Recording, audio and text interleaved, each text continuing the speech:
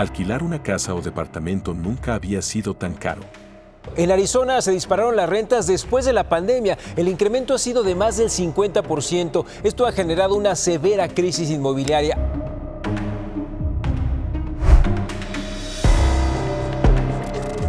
En 2024, casi 25 millones de familias en Estados Unidos no podían pagar el alquiler cómodamente, un récord histórico. Esto lo dice un informe de la Universidad de Harvard que salió este mes. En Estados Unidos, el costo de los alquileres sigue aumentando debido a la inflación y al alza de las tasas de interés. Como consecuencia, muchas familias enfrentan mudanzas forzadas o desalojos.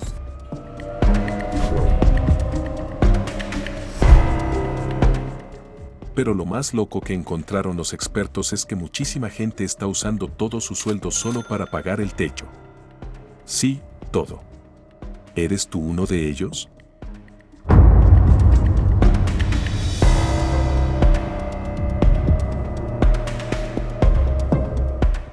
Hay una regla famosa que dice que no deberías gastar más del 30% de tus ingresos en vivienda. Si gastas más de eso, estás apretado. Si gastas el 50%, estás en modo pánico. Pero, según el informe, hay personas que gastan el 100% de lo que ganan en su renta. 100%. Eso es como comerte una pizza entera y darte cuenta de que ya no tienes dinero ni para un refresco. Esto muestra cómo la economía en Estados Unidos ha ido de mal en peor en los últimos años. Nadie debería tener que gastar tanto para tener un lugar donde vivir. Y claro, si todo tu dinero se va en renta, olvídate de ahorrar para otras cosas como el carro, la comida rica o un día de descanso. Según un economista de CEO, para los que ganan el salario mínimo en las grandes ciudades, mantenerse al día con los precios de alquiler es como intentar atrapar un tren que va a toda velocidad, imposible. ¿Qué opinas? ¿Se puede vivir así o estamos en un juego de supervivencia extremo? Un nuevo informe de Clabber Real Estate nos cuenta una verdad que suena como broma, pero no lo es. El estadounidense promedio tiene que trabajar 50 horas a la semana solo para pagar la renta. Sí, 50 horas, casi como si la renta fuera un jefe más en tu vida, y uno muy exigente. Los expertos en dinero dicen que esas 50 horas representan más del 30% del trabajo del mes. Suponiendo que tengas un empleo de 40 horas a la semana y un salario promedio de $34.50 la hora. Pero si ganas menos, como la mayoría, ni con ese esfuerzo cubres el alquiler promedio actual, que está en $1,733 al mes. Ahora, si ganas el salario mínimo, estás en problemas serios. Más de 1 de cada 5 estadounidenses en esa situación gasta todo su cheque de pago en la renta. Literalmente, no queda ni para un café. Una encuesta de Redfin dice que el 22% de los inquilinos usan todo lo que ganan para el alquiler, mientras que otro 20% tiene que conseguir un segundo trabajo para cubrirlo. Un segundo trabajo. Es como tener que remar con 2 remos en un bote lleno de agujeros. Encima, muchos están sacando dinero de sus ahorros para el retiro o aportando menos a ellos, lo cual no suena muy prometedor para el futuro. En lugares como California, donde la renta promedio es de $2,493 al mes, tendrías que trabajar casi 65 horas a la semana ganando $38.64 por hora solo para pagar el techo. En Florida, con un promedio de $2,033 al mes, trabajarías unas 63.5 horas por $32 la hora. Y en Texas, donde la renta es más barata, entre comillas enormes, con $1,720 al mes, necesitas 53 horas de trabajo ganando $32.50 la hora. Básicamente, estamos trabajando como si fuéramos ardillas almacenando nueces para el invierno, pero las nueces desaparecen al instante. ¿Hasta cuándo seguiremos así? Los expertos descubrieron algo que no es para reír. Aunque suene como chiste, en muchas ciudades grandes, necesitas ganar más de 4 veces el salario mínimo federal de $7.25 por hora para poder pagar un alquiler decente sin gastar más del 30% de tus ingresos. ¿Y si no ganas eso? Bueno, prepárate para conseguir un segundo trabajo o buscar monedas debajo del sillón. Por ejemplo, en ciudades como Atlanta, Austin y Nashville, los alquileres promedio rondan los $1,600 al mes. Para no quedarte sin dinero para el pan, necesitarías ganar $31.76 por hora.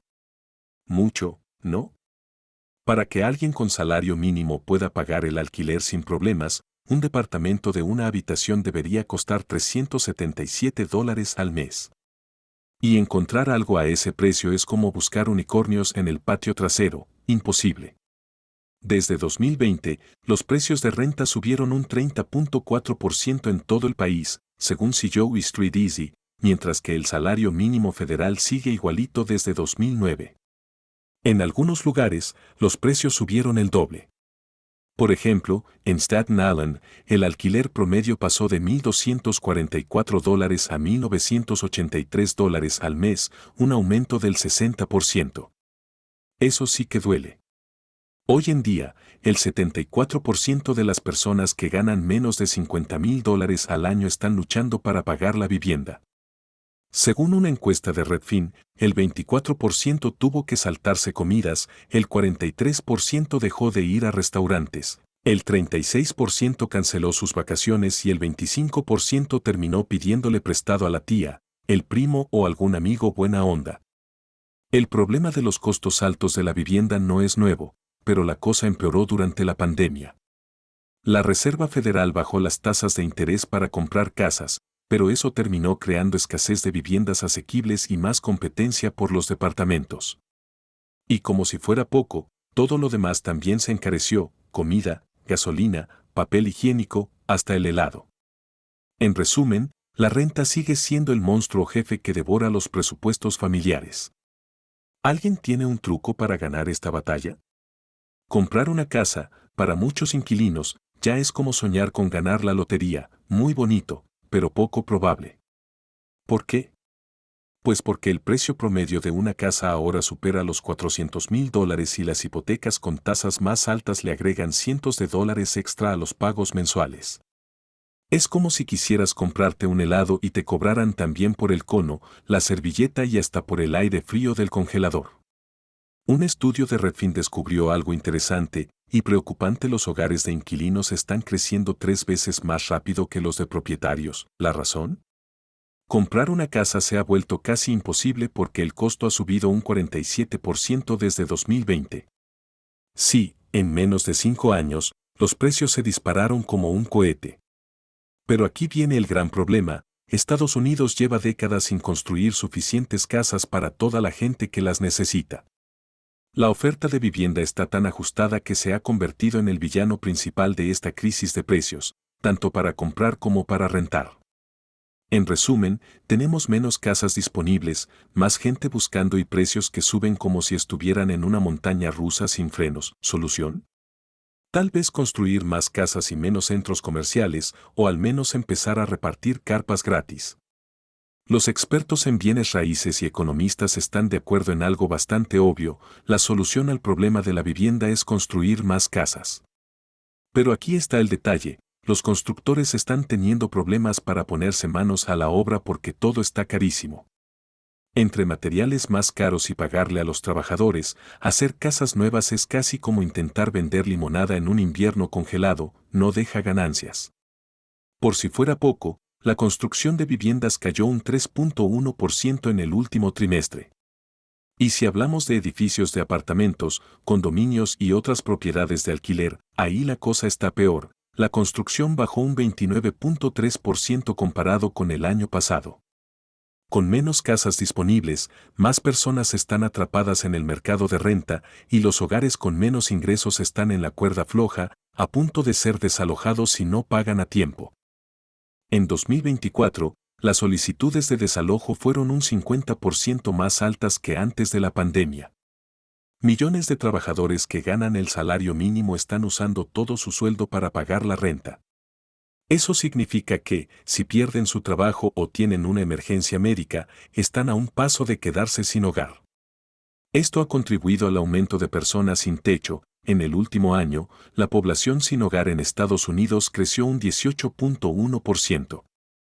Más de 770,000 personas perdieron su lugar para vivir, sin contar a quienes duermen en autos o se quedan en la casa de algún amigo o familiar porque no tienen otro sitio a donde ir. Esto no es algo nuevo, en 2023 ya había aumentado un 12%. La Coalición Nacional de Vivienda para Personas de Bajos Ingresos dice que esto se debe al aumento de los alquileres y al fin de las ayudas económicas que hubo durante la pandemia. Encima, cada vez hay más gente que enfrenta la falta de hogar por primera vez. Para ponerlo en perspectiva, por cada 10,000 personas en Estados Unidos, 23 están sin hogar de manera crónica. Es como si, de repente, quedarse sin casa se hubiera convertido en una epidemia. Algo tiene que cambiar, porque esto no pinta bien. El aumento de personas sin hogar es una triste realidad que, aunque nos sorprenda, era bastante predecible. Básicamente, si no investigamos ni hacemos algo al respecto, este problema solo sigue creciendo. La gente no puede pagar los precios altísimos de la vivienda, y cada vez hay más personas luchando por mantenerse bajo un techo. Como dice Oliver, el director de la Alianza Nacional para Acabar con las Personas sin Hogar, los números son simplemente asombrosos, y no de manera buena. El problema no es solo que las casas asequibles sean más raras que encontrar un billete de $100 en la calle, sino que en muchas ciudades han aprobado leyes más estrictas que hacen la vida aún más difícil para quienes están sin hogar. Ahora hasta está prohibido armar una tienda de campaña o dormir en lugares públicos. Es como si le dijeran a la gente, no puedes vivir aquí, pero tampoco allá, suerte con eso. Por si fuera poco, las condiciones que empujan a la gente a la falta de vivienda no están mejorando, más bien están empeorando. Seamus Reer, del Proyecto Nacional de Vivienda, lo resumió bien en una entrevista: esto no va en la dirección correcta. Y no lo va. Es como estar en un barco que se hunde y en lugar de arreglar los agujeros, alguien decide taparlos con papel. ¿Qué tan bien puede salir eso? La situación de la vivienda está tan mal que no es sorpresa que mucha gente esté cayendo del barco. Si realmente se usaran los recursos de forma efectiva, las cosas podrían ser muy diferentes. Pero, según MC Fadden, el proceso para salir de las calles es tan complicado que parece un laberinto lleno de leyes y reglas imposibles de seguir, especialmente para quienes están en una situación financiera crítica. Es como si les pidieran resolver un cubo de Rubik antes de darles una cama. MC Fadden lo tiene claro: hay que asumir que todas las personas están listas para tener una casa. No necesitan pasar exámenes, tratamientos o una entrevista digna de un show de televisión para demostrarlo. Si los funcionarios de vivienda dejaran de poner tantas trabas y ampliaran los requisitos de ingresos, miles de personas tendrían una oportunidad real de empezar de nuevo. Pero, como dice Richard Mano de HUD, el problema es que muchos no tienen acceso inmediato a los documentos que les piden, porque, bueno, viven en la calle. Es como pedirle a alguien que nade antes de darle un salvavidas. Javona Brownlee, una madre soltera de 31 años con 3 hijos, sabe perfectamente lo que es estar atrapada en este ciclo. Ha tenido trabajos decentes, incluso en bancos y cooperativas de crédito, pero aún así no puede con los gastos. Entre la renta, las facturas, el cuidado infantil y el alto costo de vida, se siente como en una trampa sin salida. He superado muchas cosas, pero este ciclo es una locura, y la vivienda es el mayor problema, dice. Encima, mantener una buena calificación crediticia para alquilar es prácticamente misión imposible en su situación. Brownlee tiene miedo de que el 2025 sea aún peor. Ya siento que me quitaron la alfombra bajo los pies, dice. Y ese sentimiento lo comparten muchos estadounidenses que sienten que el sistema los ha traicionado.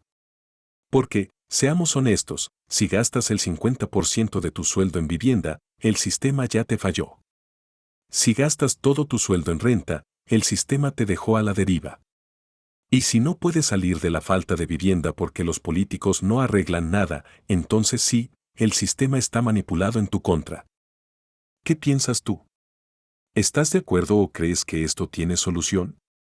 Déjanos tu comentario, suscríbete al canal y gracias por ver. Porque al final, hablar de esto es el primer paso para cambiarlo, o al menos intentarlo.